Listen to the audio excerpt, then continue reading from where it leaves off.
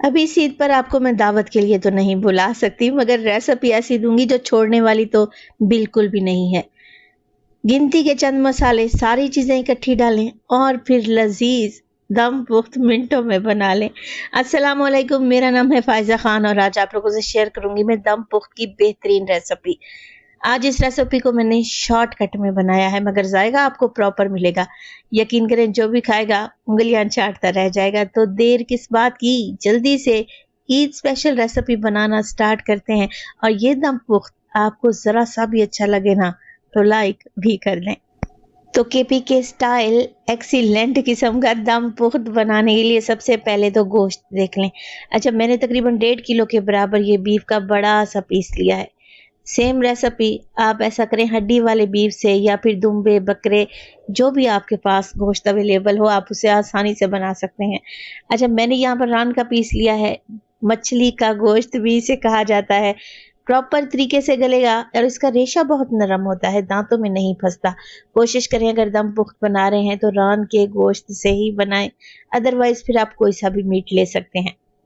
यहाँ पर दम पुख्त मैं बना रही हूँ मट्टी की हांडी में। आप यही रेसिपी प्रेशर कुकर में बना लें, बहुत ही टेस्टी बनेगी। चलें जी, मट्टी की हांडी में सबसे पहले तो मैंने चर्बी डाल दी है। ये होगी तकरीबन 50 ग्राम के लगभग। 4 चर्बी के पीस थे। अब इसकी चर्बी के ऊपर लगाऊंगी मैं बीफ जो कि मैंने काट कर रखा हुआ था। पहले आधा बीफ लगा दें, फैला कर लगाएं, एक ही जगह इकट्ठा बीफ ना डाल दें। इसके बाद 3 से 4 अदद आलू ले लें। आलू को अच्छे तरीके से धोएं। अच्छा, आलू का छिलका हमने नहीं उतारना, बड़े बड़े टुकड़ों में काटें और आलू को शामिल कर दें। इसके अलावा एक गट्ठी मैं लूंगी लहसुन की, वॉश करने के बाद साबित ही लगा दें। 2 मीडियम साइज के प्याज भी छीलने के बाद साबित ही डाल दिए हैं, और 3 अदद अच्छे लाल वाले टमाटर। इनका भी छिलका रिमूव नहीं करना और ना ही काट कर डालना है। अब देखिए, इस स्टेज पर मैं हाफ टी स्पून के करीब नमक भी शामिल करूंगी। लेयर बाय लेयर काम करेंगे। तो टमाटर लगा दिए हैं, बस जी अब कुछ भी नहीं करना। गोश्त जो मेरे पास बच गया था उसकी लेयर एक और लगा दूंगी। इस तरीके से फैला कर गोश्त की बोटियों को डालती जाऊंगी। फिर कुछ हरी मिर्चें लें, उसकी डंडी निकालें और साबित ही ऐड कर दें। सब्जियां सारी साबित ही जाएंगी। 2 चुटकी मजीद नमक मैंने डाला है। टोटल 1.5 किलो मेरे पास बीफ था और ये सब्जियां आप देख ही रहे हैं। 1 टीस्पून ही मैंने नमक का इस्तेमाल किया है। नमक की मिकदार कम से कम रखें। 3 से 4 टेबलस्पून कुकिंग ऑयल और 1 इंच का टुकड़ा अदरक का छीले मोटे मोटे टुकड़ों में काट कर डाल दें। तो जिस शिद्दत से गर्मी बढ़ती ही जा रही है बड़ी ईद के लिए, ये रेसिपी तो परफेक्ट है।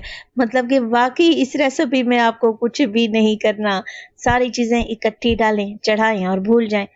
अच्छा, यहाँ पर मैंने 1 टीस्पून मोटा कुटा हुआ जीरा, हाफ टी स्पून काली मिर्च का पाउडर भी ऐड कर दिया है, हल्का सा फैला कर डाला है। कुछ साबित काली मिर्च के दाने भी जाएंगे। तो 15 से 20 अदद साबित काली मिर्चें ऐड कर दें, बहुत ही आला फ्लेवर आएगा। अच्छा, यहाँ पर काली मिर्च के बाद मैं पानी भी शामिल करूंगी। अब आप लोग कहेंगे कि फायजा दम पुख्त का तो मतलब है कि पानी इसमें नहीं डाला जाता, दम में गोश्त को पकाया जाता है। जी बिल्कुल, वाकई यही बात है, मगर मैं क्योंकि इसे शॉर्टकट बना रही हूँ तो मैंने 1 कप के बराबर पानी डाला है। अब आटा लगाने की भी जरूरत नहीं है, बस कवर लगाएं और हांडी को चढ़ा दें। प्रेशर कुकर में आपको 30 से 35 मिनट लगेंगे और हांडी में तकरीबन आपको 1 घंटा तो लग ही जाएगा बीफ को गलने में। तो मैं दरमियान में से चेक भी करती रही हूँ, पानी की मिकदार अगर कम हुई हो तो मजीद इसमें पानी भी डाला जा सकता है। 1 घंटे के बाद हमारा दम पुख्त कुछ इस शक्ल में आ चुका है। आलू गल चुके हैं, बीफ बेहतरीन तरीके से सॉफ्ट हो चुका है, और ये जो ग्रेवी आप देख रहे हैं ना, ये खमीरी रोटी के साथ तो आपको मजा करवा देगी। मैं आपको बीफ चेक करवाती हूँ, देखें कितना बेहतरीन तरीके से गला हुआ है। अगर गोश्त नहीं गला तो मजीद थोड़ा सा पानी ऐड करें और आधे घंटे के लिए मजीद दम पुख्त को पका लें। तो बीफ गल चुका है, हल्की सी ग्रेवी भी बाकी है, आलू भी सॉफ्ट हो चुके हैं। मैं तो फ्लेम ऑफ करने लगी हूँ।